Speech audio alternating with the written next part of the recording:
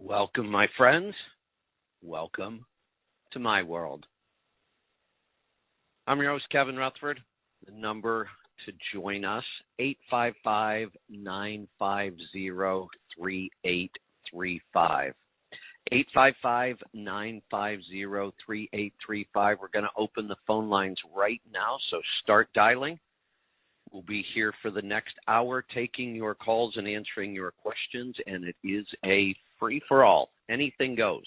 We can talk about trucks, money, fuel mileage, maintenance, tires, taxes, technology, health and fitness on the road, getting started as an owner-operator, finding freight, working with brokers, getting your authority. You name it, we'll talk about it.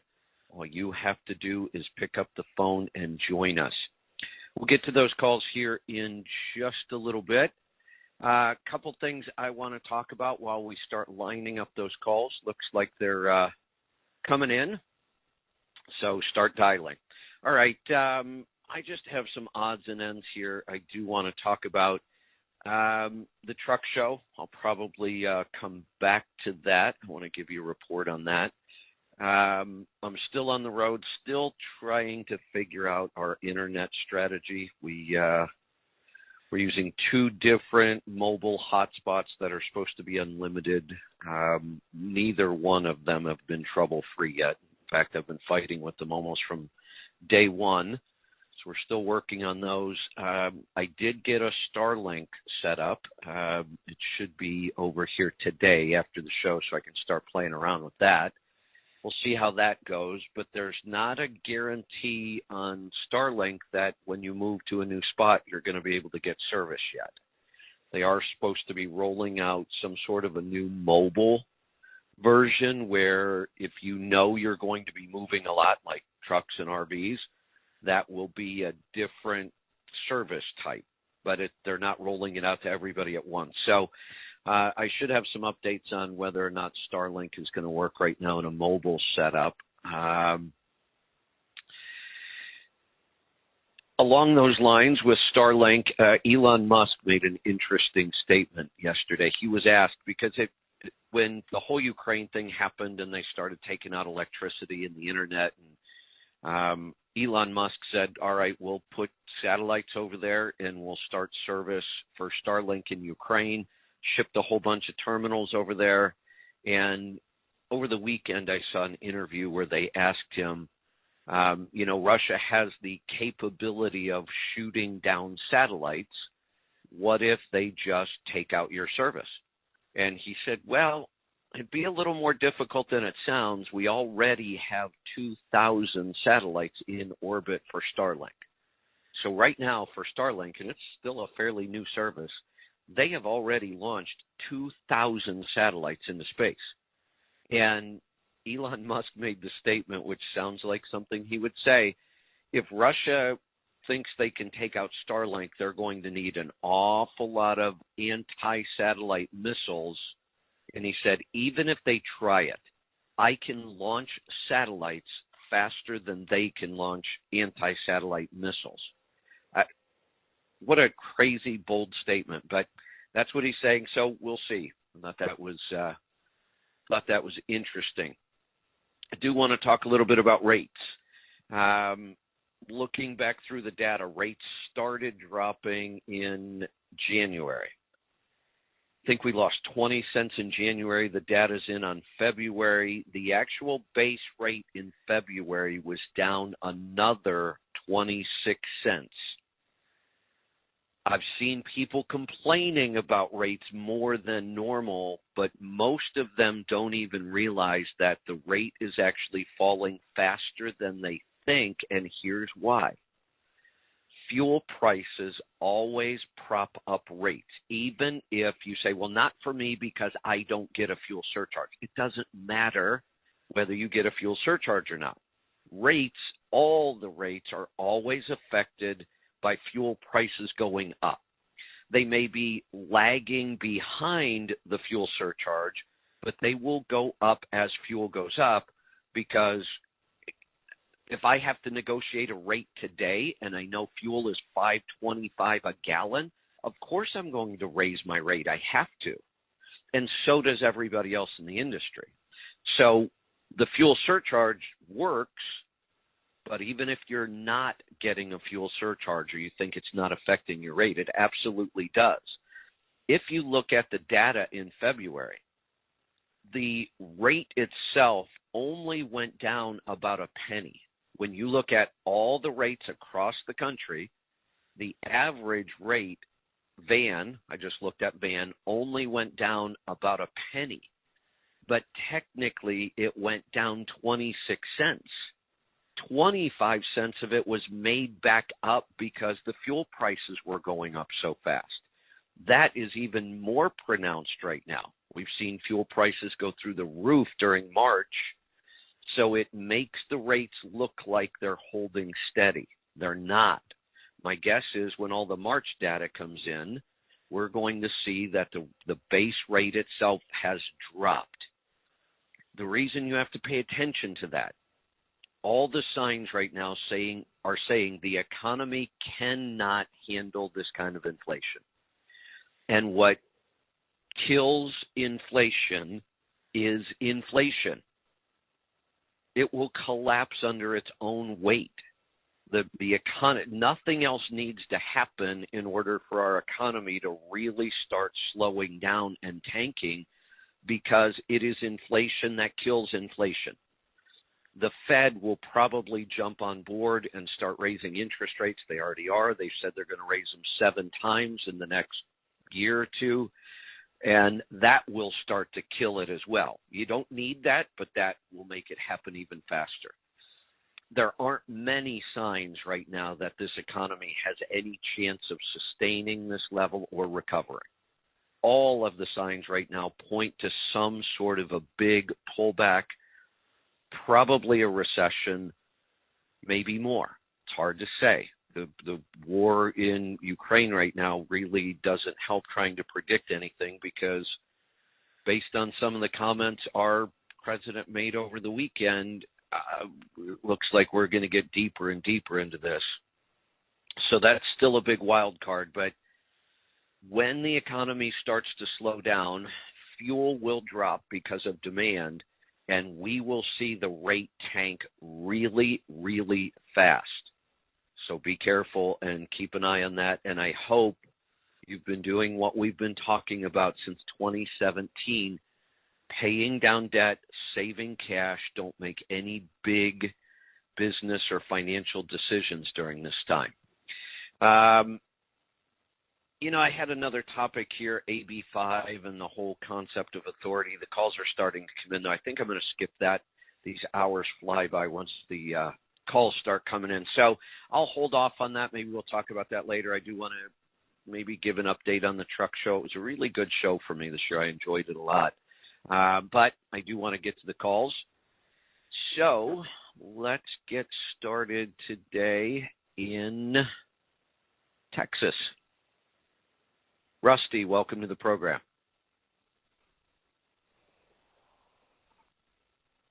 Hello? Rusty? Yep. Yeah. What's on your mind today?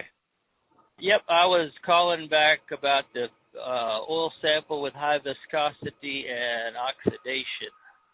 Yes. Angie said you would have that oil sample now. Oh, let me go check then. I should. If Angie said I've got it, I should have it. That's what she said. All right, let's see what I'm... Yep, I do. All right, so this is the one we talked about last week, but I didn't have it in front of me. Yes. Okay. So the first thing I want to look at is your viscosity, and it has always been really high. Now, it's worse than it's ever been. You also have another interesting thing going on, and this may possibly explain what's going on with the viscosity. You are actually getting water in your oil. That's a really unusual thing. We almost never see that, and it's not a lot. It's 0.1, but they actually had to go to a secondary test for this. They call it a hot plate test, which tells us that something weird was going on with this engine. You're getting a lot of condensation. Water, normally we don't see water because what we would see is coolant. If we have a coolant leak somewhere, coolant getting in a head gasket, injector cups, whatever it might be, if we have coolant crossing over somewhere, we see it as coolant, not water. If we see water, that's odd because there really isn't any water just by itself that should be coming in contact with this oil. But the engine itself could build up a lot of condensation. Do you idle a lot? No, not really. I mean, not Okay. not overnight at all. Just Okay. only idle is a little PTO time, but it's an hour a day. Yeah, So, and usually when you're running the PTO, you're at a higher idle, right? Yes. Yeah, so that wouldn't even do it. If we idle and it's really cold outside, which is a lot of times when people idle, some engines could build up some condensation because they're just not running at temperature. We almost never. You don't have an OPS on this, or do you? Yes. You do. Okay, that's even more unusual. Because what that's telling us is the water problem is probably worse than it really is because the heating element will get the water out of there normally. So this water is kind of interesting. I'm not sure why we're seeing it, but we do have to pay attention to that. The other thing that was causing some of the soot was your viscosity is your soot was really high. You were up to 3.6 at one point. This last sample was down to 0.4. What mechanically might have changed from the last sample to this sample? Did you run an overhead, clean, or put in a new air filter, get rid of some exhaust restriction, fix a boost leak, anything? New air filter would have been on this sample. I did change my exhaust from a weed burner to a single stack. That would have been, that might have been the last sample though. It's really unusual to see soot. Here was your pattern going back, 2 years basically. Your soot was at 2, 3.6, that was your highest, 2.5, 3.3, and then you dropped. Let me jump in there for a minute. I've got this is an N14, and so I've replaced all the injectors over the last 3 years, and I finally replaced the last 2. So I'm sure a lot of the fuel dilution and the soot was probably bad injectors. That would explain it. And if you replace them, 1 or 2 at a time like that, sometimes it is that last 1 or 2 that were the worst, and those were the ones causing the most problems.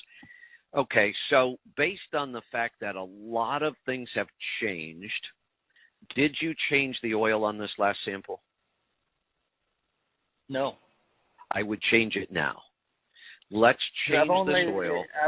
I've only put, I put the OPS on. I ran at 25,000, changed the OPS, and then now this is my 50,000 mile, and I changed both. So I've only got 50,000 miles. Yeah, we got to get it out of there. There's too many things that aren't making sense. The water got worse, the soot got better, the viscosity got worse, the fuel dilution got worse. And we know that there's been injector changes, air filters, muffler, exhaust got changed. There's way too much. I think all that was in the last. I'll have to go back and look, but I think all that was before I put the OPS here's the thing. on. Hey, if it were me, I wouldn't even go back and look. You can if you want. It wouldn't change my answer. There is way too many things to try to figure out what happened because nothing's making sense. Why do we have water? Why is the viscosity almost off the charts? And why did our fuel dilution and soot go down just on this one sample? Unless you changed one injector between the last sample and this one, and that was the bad injector. But then I have to say, well, what if this? What if that? You change the exhaust. There's way too much. And I would not be confident of any answer I gave you right now. So when this kind of stuff happens, and there's all these factors going on, reading oil analysis can be difficult sometimes without all of this. with all of this happening, I just kind of throw up my hands and go, I don't know what the hell's wrong here. So let's start over. The injectors were way before. The injectors were back in November. So. Well, then now I'm even more confused then. I'm running on good injectors. Yeah, if that was so long ago, then clearly that didn't have an impact on just this one sample. How did we go from soot of 3.3, and it's been consistently high for almost 2 years, and all of a sudden it goes to 0.4? But I can't explain that. Why does your viscosity continue to go up over the last 2 years to numbers I've never seen before? I've never seen this oil show up at almost 19 on viscosity. So what I'm telling you is you either have to find somebody that knows more about oil analysis than I do, or we need to just start over and get a fresh read on this. All right. Because I can't make sense of any of this. Okay. That's what I'll do. The good news is, here's the good news. None of this oil issue seems to be affecting the engine negatively. Like what we look for most of the time are these problems causing wear metals? And they're really not. Now, I will say, and again, this is why I want to start over. Here's the history on your lead. Lead is one of the first wear metals we look for. It's the first one that will be attacked by coolant or low viscosity or dirt and contaminants like high soot. Your lead history going back 2 years, 0, 2, 0, 1, and now it went up to 9. Something changed on this last sample, and we just need a fresh start. Okay. Well, it doesn't. I'm leery that changing the oil is going to change anything, but I guess it gives us a chance to reset the samples. But it won't. It won't change anything except reset the sample.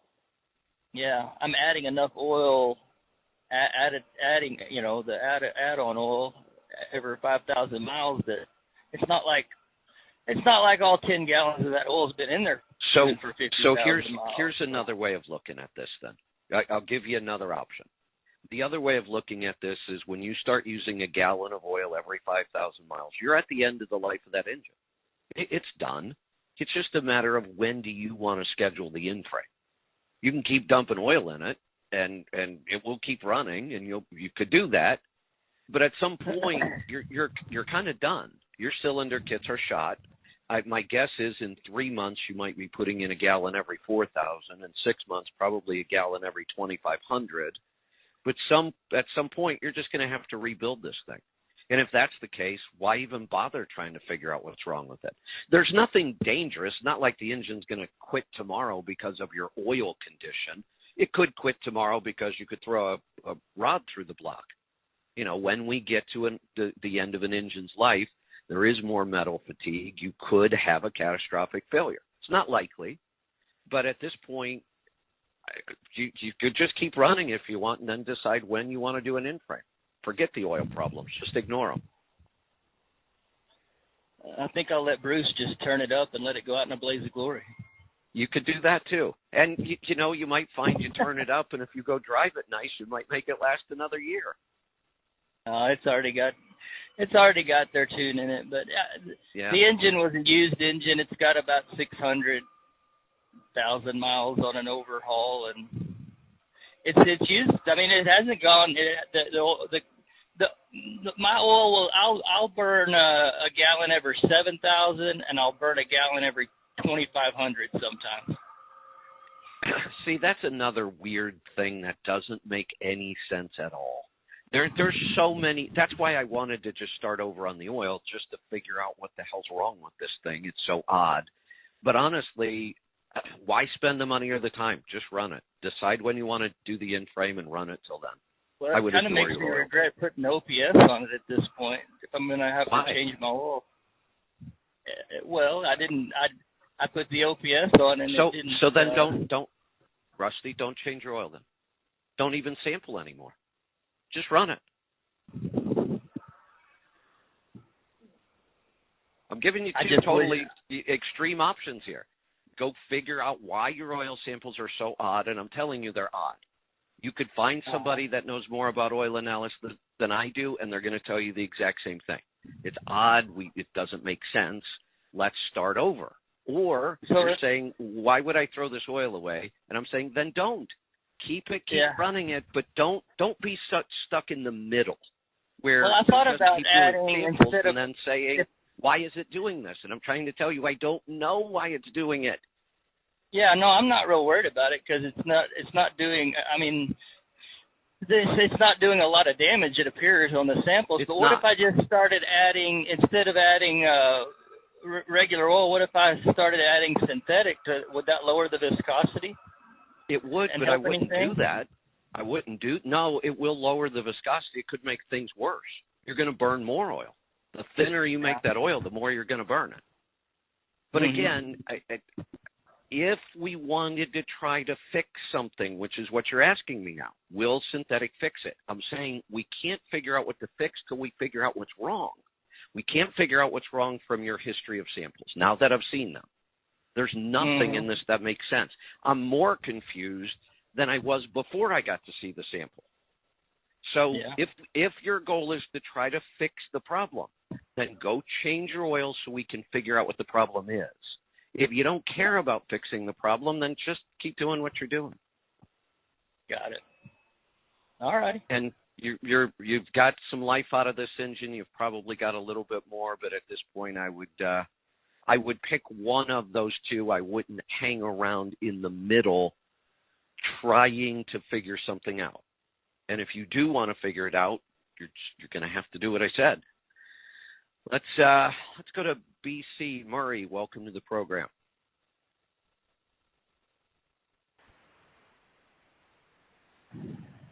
Murray, are you with me?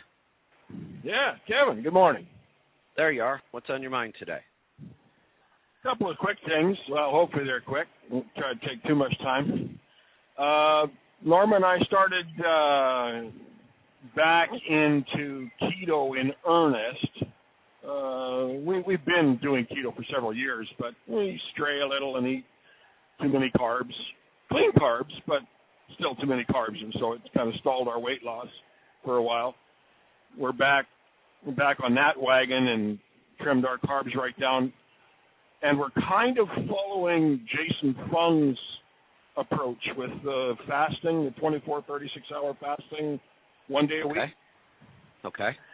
And it seems to be working. We're losing weight again. We broke through it took a long time to break through the insulin-resistant barrier. It seems that we've had quite a problem with that. But it seems we've broken through that now, and we're back on the track. But since we started that, Norma has had unrelenting diarrhea. How long? And we've been doing it now for the best part of a month, more than 3 weeks. Oh, okay. And last night or yesterday, we started adding the supplements in that William Davis recommends because we're making yogurt. We just got our first batch of L-reuteri, so we're not ready to start eating that because William Davis recommends that you clean out first, and so we're doing that. And since yesterday, Norma is all of a sudden now she's constipated. Well, in 1 day it flip-flopped. So well, hold on. You can't really diagnose constipation in 1 day. No. I mean, so if the diarrhea stopped, that's a good thing. That's a good thing. But to say, in 1 day I was constipated, that doesn't really make a lot of sense. Sometimes 1 day, especially eating carnivore or keto, or some people don't eat enough to go as often as they used to. Is she feeling like a lot of pain, pressure, bloating, something like that? No, and that's kind of the thing that's got us scratching our heads. It's not like she can't get away from the toilet and go to work or do whatever but when the urge comes, comes and she heads for the toilet. So and it's. Let me ask you this: does she have her gallbladder? No. Oh, so we have a fat digestion issue here. She, without supplements, she will suffer from diarrhea possibly on and off the rest of her life. Okay. Well, she Because does take bile salts, and she does take the SIBO thing that you recommend. The Atrantil. Okay. And we may stop the Atrantil. I mean, that's for a very, very specific purpose. And if you're not having the SIBO, then we don't need to take the Atrantil. My guess is I could give you some ideas here, but we really need to do a consult. Or you could hold off because you are already making changes on your own. You've added some new supplements, Dr. Davis's supplements. You're going to be adding the yogurt. Let's wait and see what that does, because I have a feeling her digestion is going to change. It sounds like it already is. So I don't want to pile on. I don't want to say, oh, well, let's also go do this. No, you've already made some good changes that make sense. Let's give those changes a week and see what happens with them. Okay. Now. But I will say this, that almost everybody who loses their gallbladder will suffer digestive issues more easily and more often than people who have a gallbladder. So every part in our body performs a function. None of them are just spare parts. When you take out an entire organ, you change a lot of things. Now, we like to be able to try to make up for that function as much as we can with bile salts and enzymes and other things, but we'll never, ever fully match what that gallbladder used to do. That's why I'm so adamant to people that haven't had theirs yanked out yet.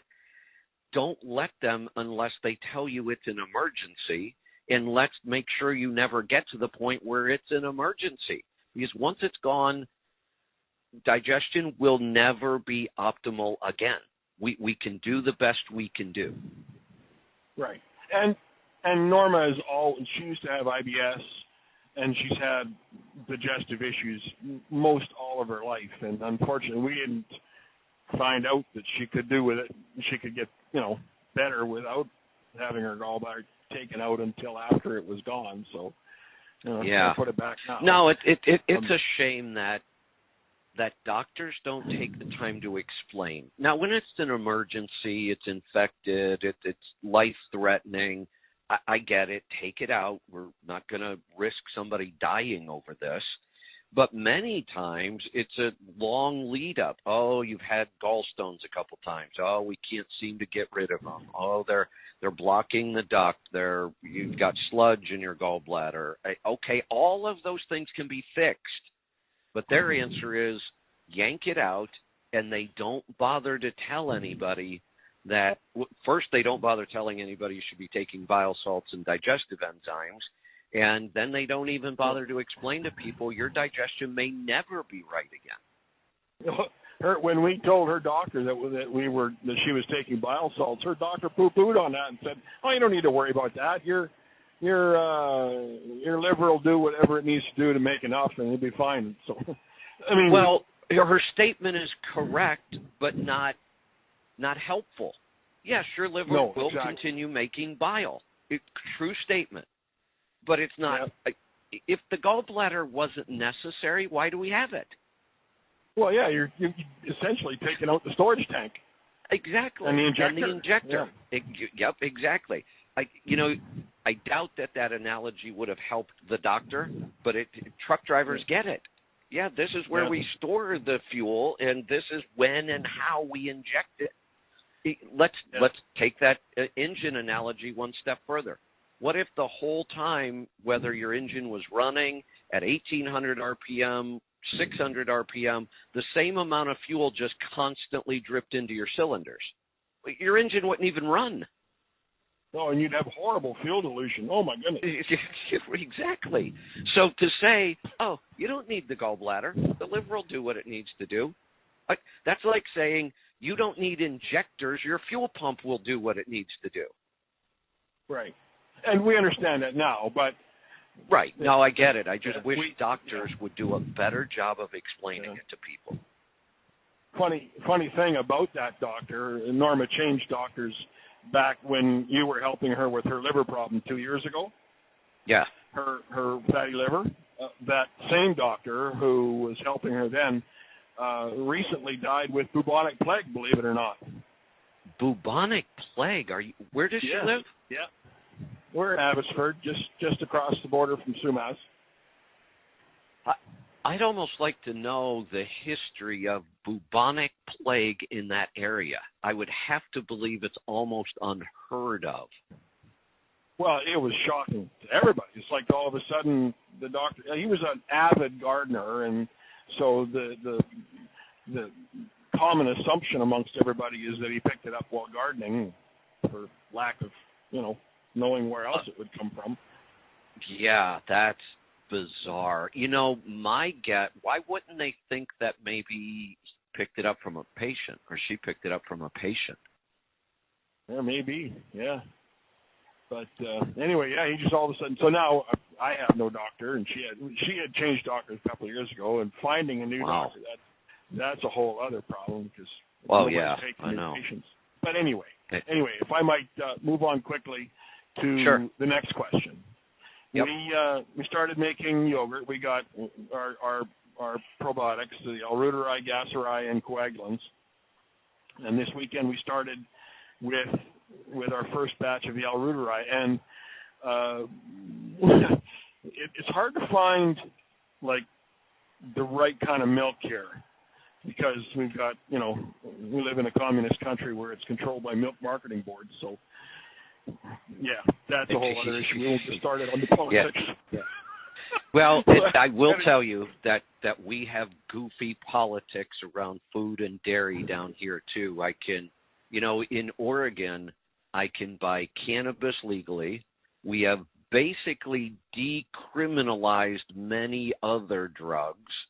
And I'm not against all of this. I have whole different opinions on drugs than most people do, but it's beside the point. It shows how goofy we are about this stuff.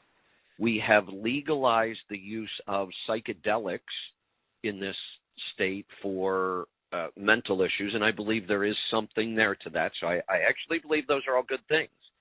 But with all that, you're going to allow all this stuff that's really controversial, but I can't buy raw milk. I have to go across the river to Washington. It's just – so here's the thing. This issue of finding good quality dairy is not just a problem in Canada. Everybody, everywhere around the country, that seems to be their biggest issue, just finding good quality dairy. All right, so I went to, I guess it would be like a health foods type grocery store. They have more healthier choices.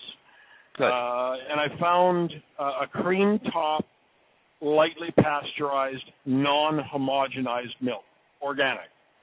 It's not grass-fed, but it's organic. So I went with cream top, but it's not, and that's what I made it with the first batch. And it worked like the first, 18 hours. We were looking at this thing, and it's like, is anything going to happen ever? And then all of a sudden, it just blew the lid off. Right. So the lid came off, and I scooped off a little bit of the foam off the top, put the lid back on gently, and it did it again a few hours later. And then this morning, it finished its 36-hour cycle. The bottom 3/4 is almost clear, with maybe even a greenish tint, and the top is like foam.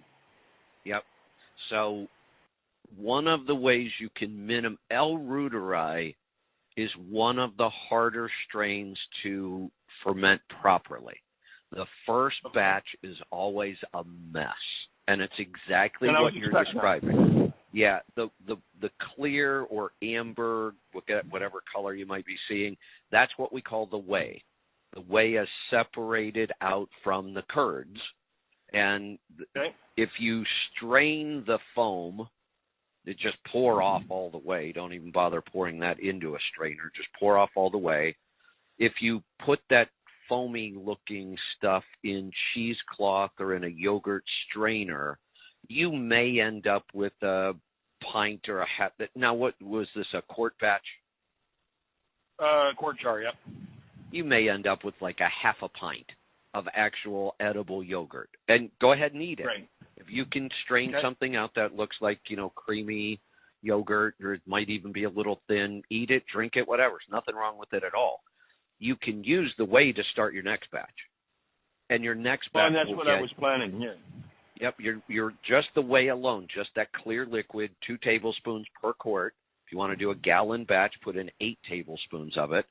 That has all the bacteria in it. That'll start your next batch. Now, each batch will get better. 2 tablespoons of inulin again. Inulin per quart, right. The same thing again. Each batch will get better.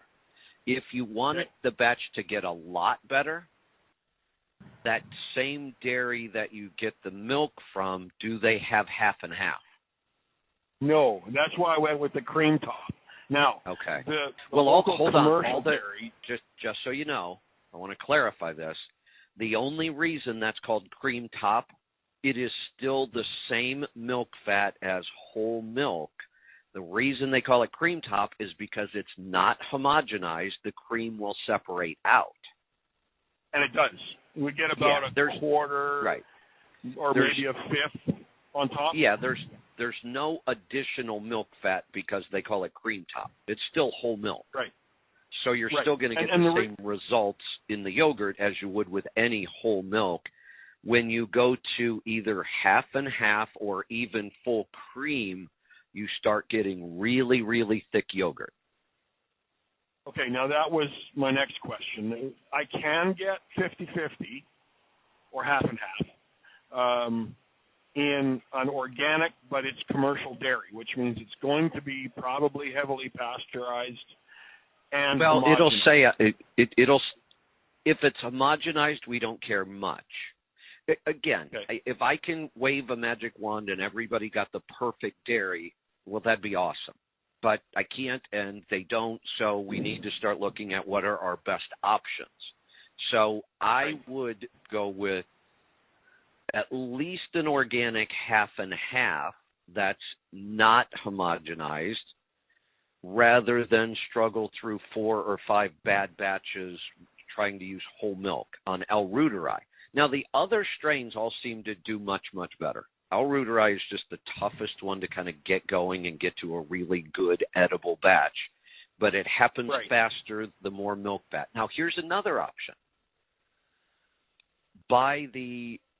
If they have half and half, my guess is they also have heavy cream, or you can find a heavy cream that's organic, and even if it's pasteurized and homogenized, dump some heavy cream in with your really good quality whole milk. Okay, well, and that was my next thing is to see if you suggested that. Like I can get the organic cream, and so I was going to just add some cream to the cream top. Yep, go ahead and do that. And the more cream you add, the thicker it's going to be. Okay. All right. We'll the next one goes in at supper time tonight, and we're hoping we have a decent batch by the beginning of next week.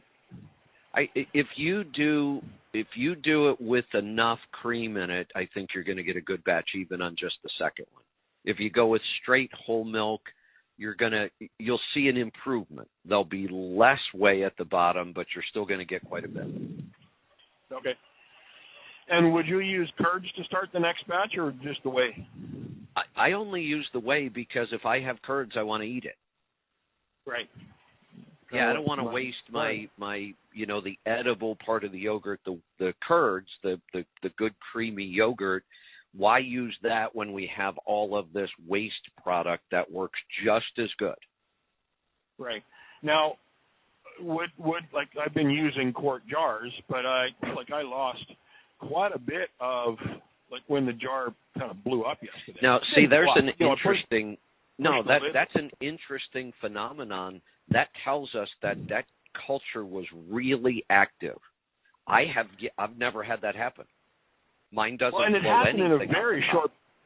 Right. Yeah, mine it happened very short period of time. Yeah. Like it went the first probably 15 or 18 hours with nothing, and then all of a sudden. Well, that's common. That is common. Okay. You won't see any kind of thickening at all for sometimes 20 hours or more. And then once because remember, we're doubling every 2. So right. the difference between how much bacteria is in there after 18 hours, it's doubled 9 times. The more bacteria, I thought it doubled every 2 on L. reuteri. Okay, well, 2 or 4, it doesn't matter. It's doubling. It's all that matters. Yeah, and that's why it starts off slow, and then all of a sudden you go, wow, look, it's getting thick. But the fact that it pushed out, I've never had that happen. That's a really active culture, and that's probably a good thing. It did it twice. And the first time it pushed the lid off, and it was probably 2. We went out for a little while, did some shopping and stuff, came back, and the lid had pushed off again. Now, the other thing you can do is foam on top. Even if you're doing a quart batch, pour it into 2 quart jars so they're only filled up halfway. That was my next question. All right. Yeah. Use bigger containers, use more containers, so you're not right up at the top where you have that risk of blowing it out the top. Right. Okay. Perfect. All right. Keep me informed, and let me know how things are going. We do have some open phone lines. I hadn't looked at the board for a while, so we've got some time left. If you want to jump in right now, you can at 855-950-3835. If you dial right now, I'll get to your call. 855-950-3835. We are going to head off this time to Nebraska. Dennis, welcome to the program. Hi, Kevin. I have a question about, I guess, gallstones and kidney stones. I've heard you talk about a product they can get rid of it that you have in the store. Is that just gallstones, or will it work on kidney stones as well? Well, we don't just recommend a product or a supplement. We actually have protocols, but when it comes to stones, we don't put the protocol out. We don't just print it, hand it to somebody, and say, "Here, do this." Okay. It's a little trickier than that. If you want to do it yourself, you can go look up. There's some pretty decent protocols you can find online if you wanted to try it yourself. We don't recommend trying it yourself. We've had a lot of people end up with more pain and more problems, and so we do have a protocol, and there are some supplements that will dissolve stones, and we can use some apple cider vinegar and some citrus and some other things, but we really like to have somebody be working with one of our practitioners if they're going to go to try to clear up stones, either one, kidney or gallstones. Okay. The other thing I will tell you is stop eating foods with oxalates. So no dark leafy greens like kale, spinach, dark lettuces, no beets or beet products for a while. I would avoid dark chocolate. You can also look up, other foods. Those are the big offenders when it comes to oxalates, but there are more. And I would just eliminate all foods with oxalates for now. Okay. Well, this is for my wife, and she just eats the standard American diet anyway. She won't get on board with me. So I was just mentioning about stones, and she said, well, if you know a way, because she has kidney stones that are just sitting there. She's had them blasted out before, and they're just sitting there. And she goes, well, if there's something I can take to get rid of those, why don't I know about it? And then that's why I'm calling. But she's not getting on board with just eat. She just going to eat the standard American diet anyway. And let me explain then. She could go try this stuff. She could find maybe a practitioner who would be. I just so you know, we wouldn't work. I know you're not right. We would. You're not gonna. Right. We would just. Right. Know. Okay. I can't guarantee anything's going to work if you're eating the standard American diet, and it's probably not going to. And even if it does work, they'll come right back. It would be like saying, "Oh, look, my car's all rusty. Let me slap some Bondo on it and paint it." And then when the rust comes back through again, let me slap some more Bondo on it and paint it. Right. I kind of thought this is what you were going to say. Yeah. Yeah, I thought you were going to say something like that, but I just wanted to ask, and I got to say thank you for everything you've done for me, and I don't know how you do it because people ask me how I lost the weight, and I tell them, and they tell me it doesn't work. And I go, well, I've had it off for 2 years now. I go, and I've got to the point, I go, well, it's really bad. I go, I may have cancer then. I can't explain it then. You know? I like that. I mean, because I don't have the patience you do maybe, because if once they tell me it doesn't work, I just stop. Well, you should stop. What an ignorant statement. Oh, I love what you've accomplished. Tell me how you did it. And then you tell them how you did it, and they say, well, that doesn't work. Oh, I don't even know how to respond to that. Right. Yeah. So, I kind of thought you would say that about my wife. So, let me give her something she could do every day, and it might help. And it doesn't involve a lot of supplements or going and spending a lot of money or trying some protocols. If she adds apple cider vinegar, real raw apple cider vinegar, and more citrus, lemon and lime juice, have her drink water all day long with any of those or all of them in there. Throw some apple cider vinegar in there, have her drinking water all day long with apple cider vinegar or lemon or lime juice, and it may help. Right. Okay. I'll give her that, because I don't think she's going to switch everything all at once, or maybe ever. Yeah, I don't know. I keep trying, but that's all you can do. Be a good example and keep helping her with the questions. And so, like I said, add a lot of water all day and make sure it's got some acid in it, citric or apple cider vinegar, and it may at least help slow things down. It may dissolve some of the stones a little bit. It's worth trying, and it can't hurt. Right. Okay. Well, thank you for your time. I'll let you on to someone else. You're welcome. Thanks for the call. Thanks. Yep. Let's go to Pennsylvania this time. Let me press the right buttons.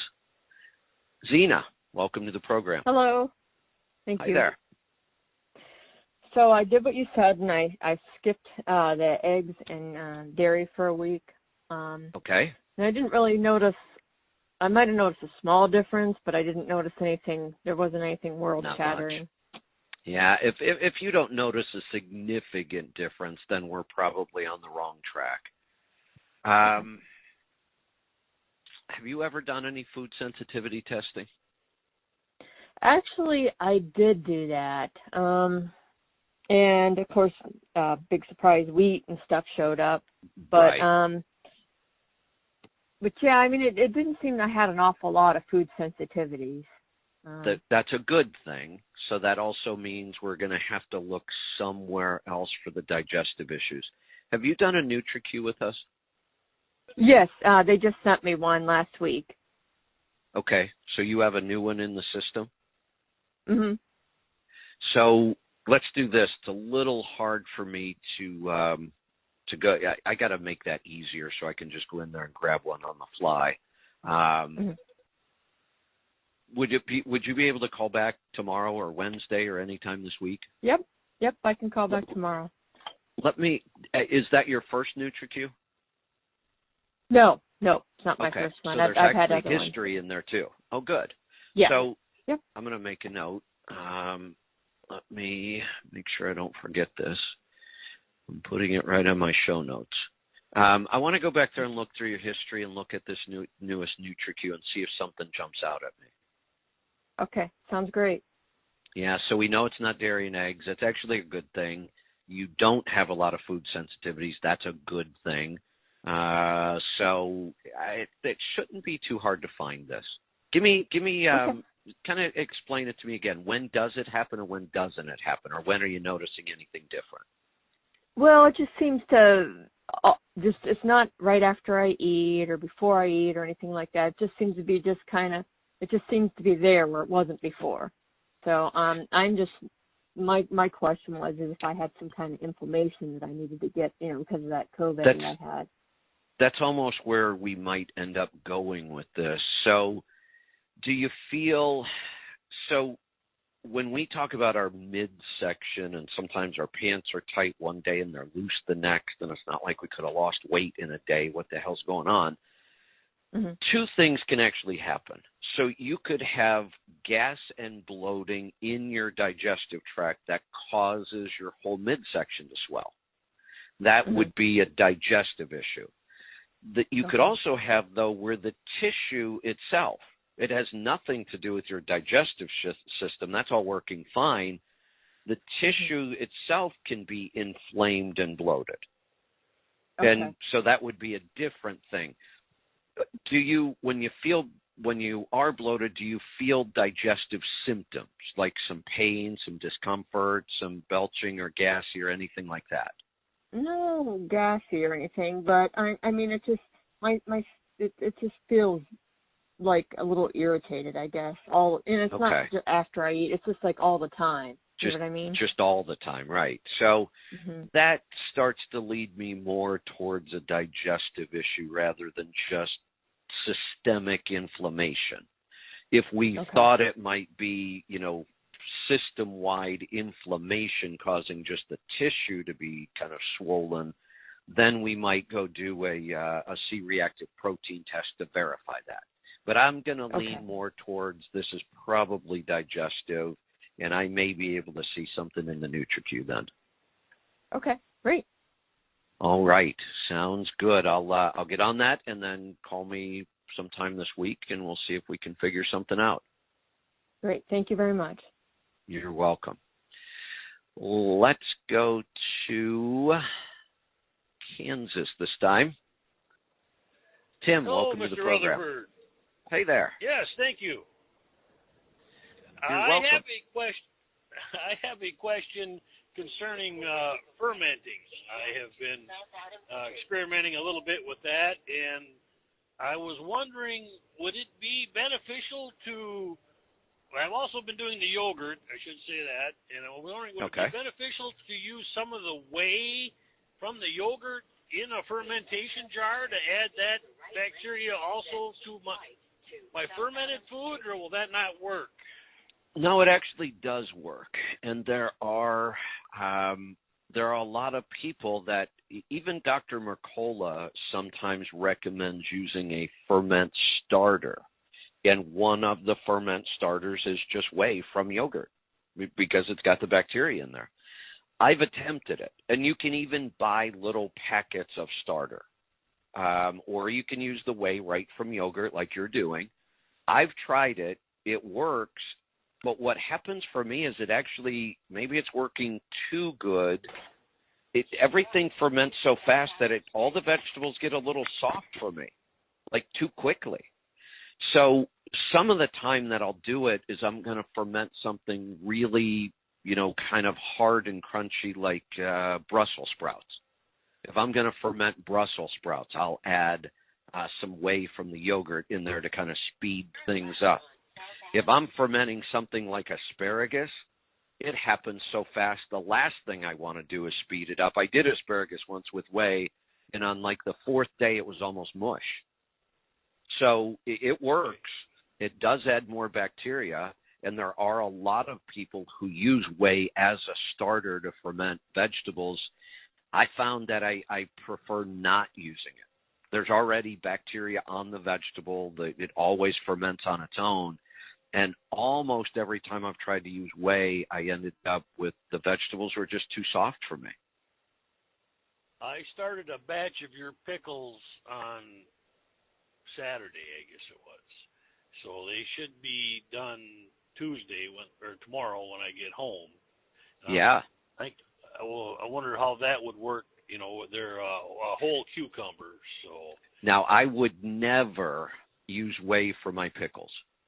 Because on pickles, I even add bay leaf to my ferment to make sure that the skin of the pickle does not get soggy. I like really, really crisp, crunchy pickles.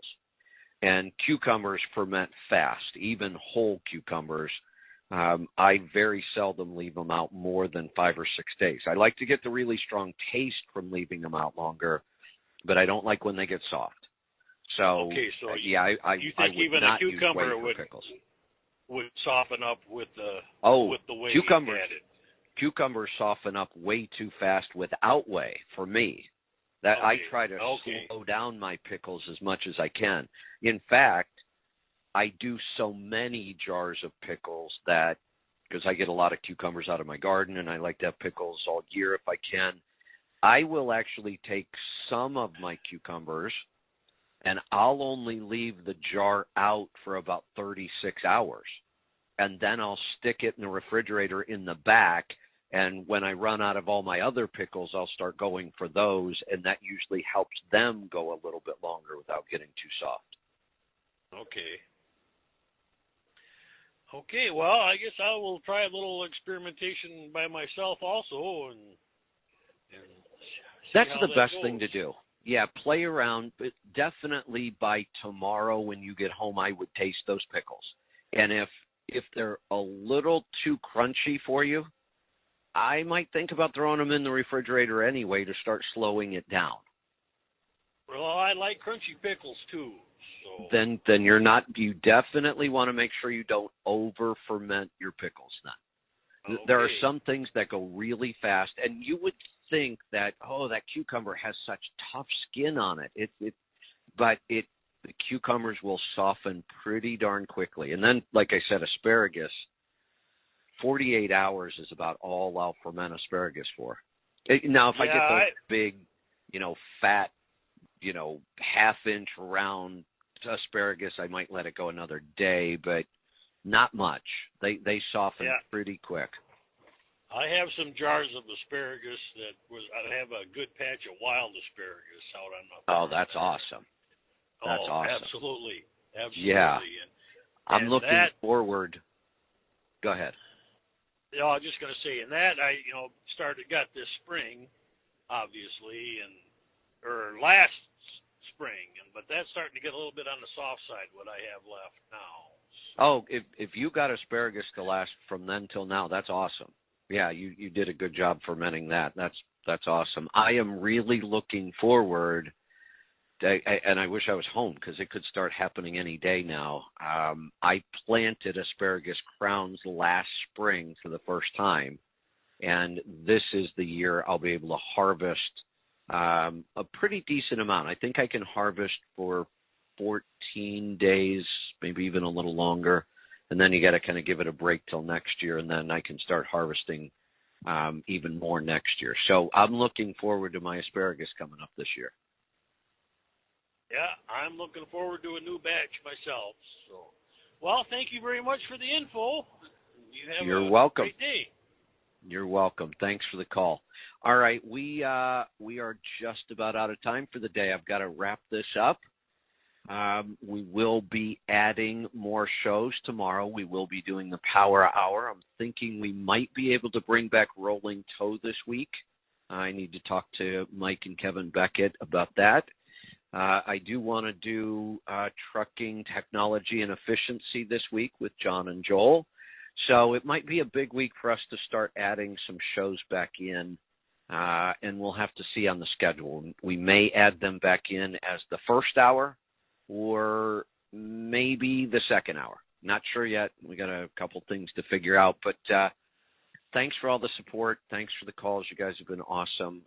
Maybe tomorrow I'll give you an update on the truck show and a couple other things. But just know we really do appreciate the support. The whole team is working in the background. Our app should be out soon to make listening a better experience.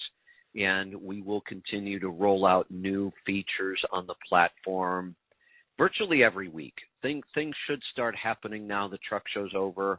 I've got a little more time to focus on things. So things should start happening here pretty quickly. We're excited about it. And again, we definitely appreciate your support. We will see you back here tomorrow. I'm Kevin Rutherford. Thanks, everyone.